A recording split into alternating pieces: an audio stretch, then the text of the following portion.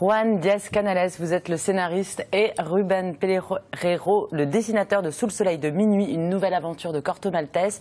Corto Maltese, imaginé par Hugo Pratt en 1967, est un marin ironique qui aime le voyage et la liberté, qui se fiche de la richesse ou de la patrie. Plus que culte, ce personnage est un véritable mythe littéraire du XXe siècle, dont la 12e et dernière aventure était sortie en 1992, 2 ans avant la mort de son dessinateur Hugo Pratt. Alors, est-ce qu'on peut commencer par Sous le soleil de minuit si on n'a jamais lu encore Corto Maltese? Moi, je crois que oui. Pourquoi pas. Disons qu'on a pris un peu référence de périodes les plus classiques de personnages. Ça veut dire qu'il y en a de l'aventure, il y en a de l'action, il y en a aussi du conflit moral et idéologique.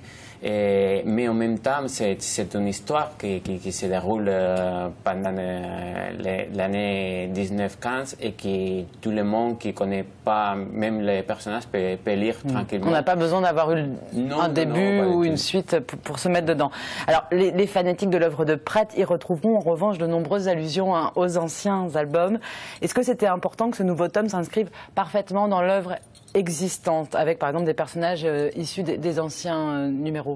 Tout à fait, parce qu'en fait, ça s'agit pas surtout de faire de faire un album de Corto Maltese vu par Pereiro Canales, mais en continuation de la série. Et dans notre vie a été toujours l'idée de retrouver l'esprit du personnage et à partir de cela, rester cohérent dans la biographie du personnage et dans les faits réels qui se passent à cette époque-là. Et surtout que l'univers créé par Hugo Pratt reste là, reste crédible. Alors, reprendre le personnage de quelqu'un d'autre, 20 ans après sa dernière aventure, un personnage dont je suis sûre que tous les deux vous étiez fans depuis au moins l'adolescence. J'imagine que c'est à la fois un rêve qui se réalise, mais c'est aussi travailler avec une certaine pression, peut-être, Rubén? Pas beaucoup. Hein. Non. C'est vrai que pendant tous les temps que nous faisons l'histoire, c'est un peu un secret. Et ça, pour nous, c'est bien pour travailler. Ouais. Vous n'avez pas été harcelé par la presse ou les fans?